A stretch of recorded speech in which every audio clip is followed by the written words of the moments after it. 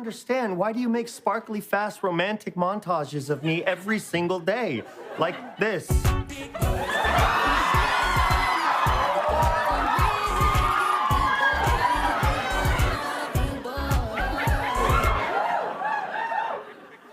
I mean, we don't make them every day. Yeah, just on the days you send us or give us life. But what does that mean? Don't worry, it just means your foot is always on our necks. See?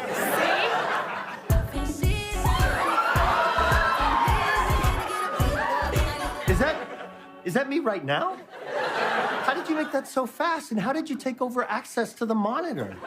Mr. Ben, why are you so mad? You're in your assembly era. I'm not mad, I'm confused. Is the way I ate this up a compliment because it was nom-nom delish and had you gagged? Exactly, we love you down, Mr. Ben. You're so father, period. Familiar with the game? I didn't know about the game before I got the job. And then I got the job and I found out very quickly about the game. It's a very famous video game. Yeah, I've heard. That, You haven't played The Last of Us? No. It needed to be explained to me. But when I got the job, I was very familiar with HBO. I was very familiar with Craig Mazin, who created Chernobyl. Yeah. And but I called my sister, who's got 2 teenage boys, and I was on speaker. When she answered, she was dropping them off at school, and she's like, "What's going on?" And I said, "Well, there's this job offer and or opportunity that it's based actually on a video game." And Bruno and Pedro are my nephew's names, and they're like, "What is it?" And I was like, "It's called The Last of Us!" You better get that job! You talk about getting that job. Your experience of getting that job, quite hazy, I think. Yeah. I was in London. Yeah. This is horrible. Okay.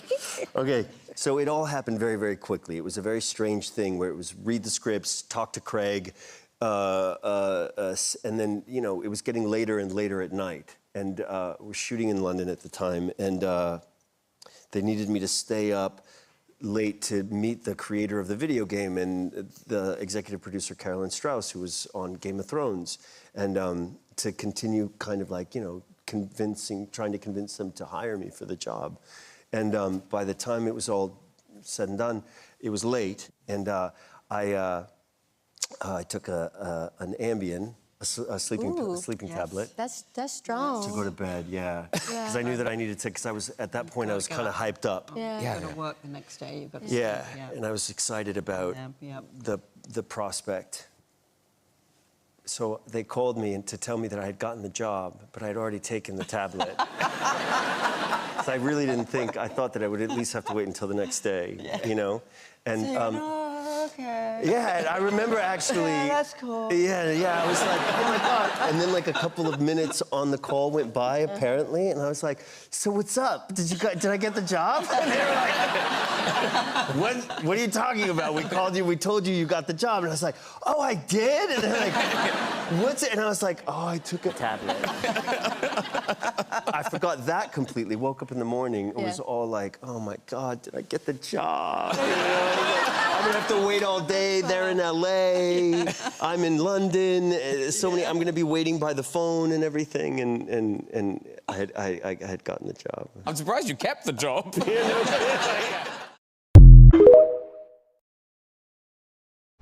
No, I've never done drugs. He's lying.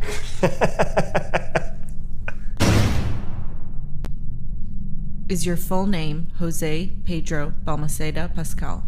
Yes, my full name is Jose Pedro Balmaceda Pascal. Are you an actor?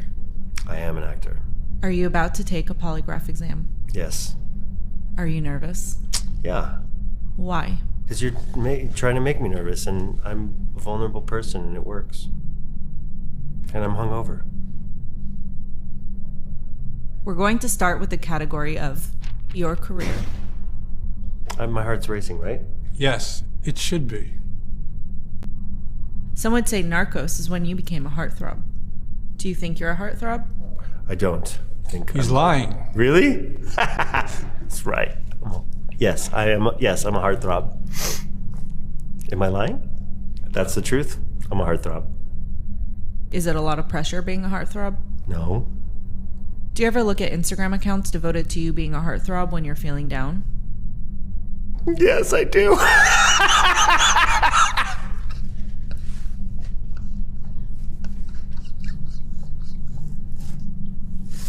What's your favorite account? It's called Pedro Pascal fan account.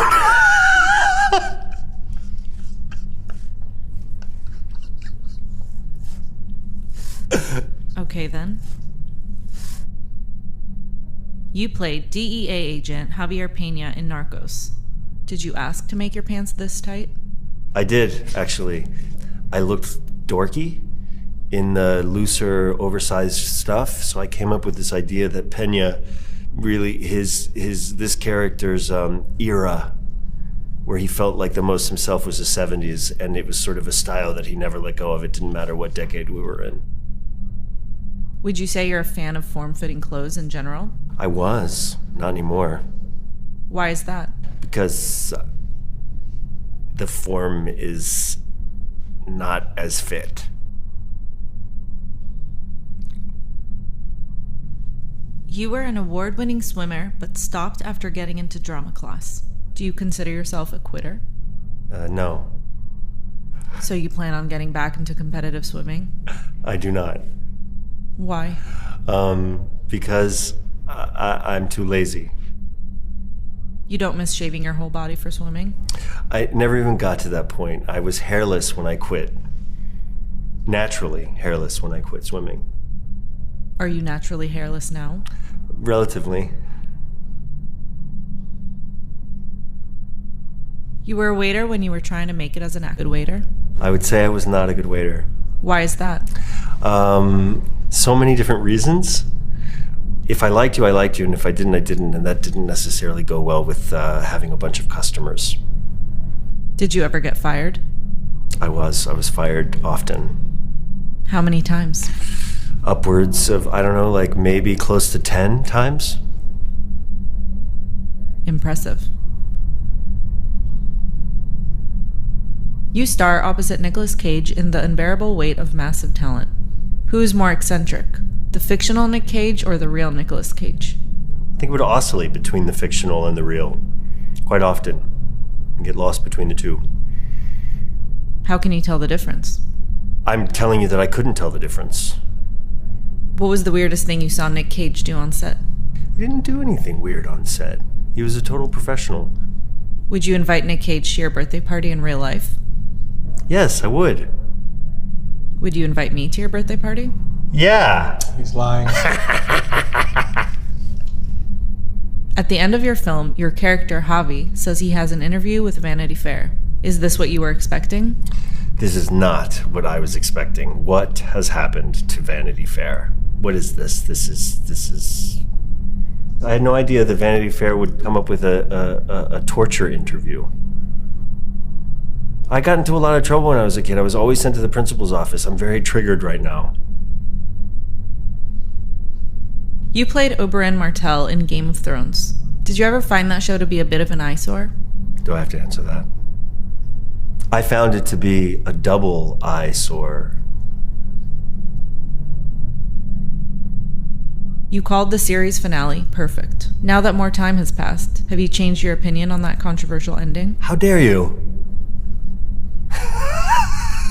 That's my answer. How dare you? You have to say yes or no. Okay, well then there we go. Take me to jail. We'll call it inconclusive. Inconclusive. In The Mandalorian, have you ever called Grogu Baby Yoda? Yes! But never on camera. He's telling the truth. Is it true that you didn't know that Luke Skywalker was in the season 2 finale? It's not true. I knew he was. You've been cast in the upcoming adaptation of the video game, The Last of Us. Yes. Can you tell me how to get out of the hotel basement level? No. I was really bad at the game. It's not a skill that I developed. You never beat it? No, I can't. Don't move too much. You were named as one of People magazine's sexiest men alive. Do you think you're sexier than this man, 2020 sexiest man alive, Michael B. Jordan? Not a chance. He's a good-looking dude. What about this man, 2021 sexiest man alive, Paul Rudd? Am I sexier than this guy? I don't know. He's got beautiful eyes. Maybe I've got a better smile. I would say we're neck and neck. He's telling the truth. You have a great smile, Paul Rudd. You're gorgeous. Can you give us your sexiest look? Your Instagram name is Pascal is Punk. Do you consider yourself a punk? Yes, I do.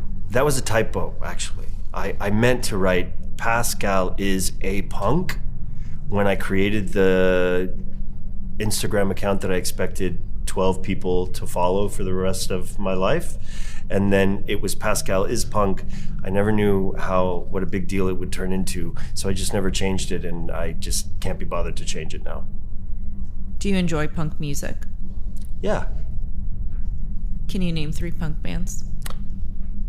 3 punk bands, the Misfits, the Germs, I don't know, the Clash. You have 2.4 million followers on Instagram. Are you disappointed it's not 2.5 million? Yes. Will you share this video on Instagram? Will I share this video on Instagram? I'll think about it. You're also very active with fans on Twitter. Do you search for your name? Yes!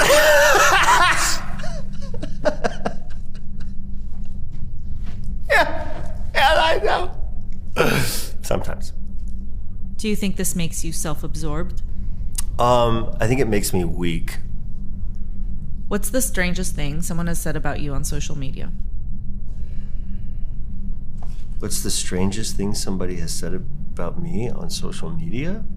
One time I read that somebody said that I looked like Orlando Bloom if he was hit in the face with a shovel.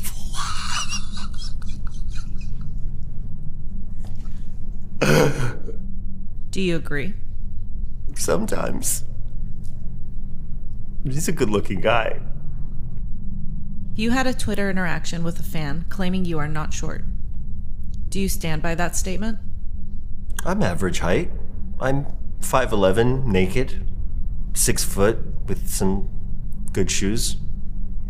Yeah, he's telling the truth. Have you ever listened to Pedro Pascal, the podcast all about Pedro Pascal? No. But I will.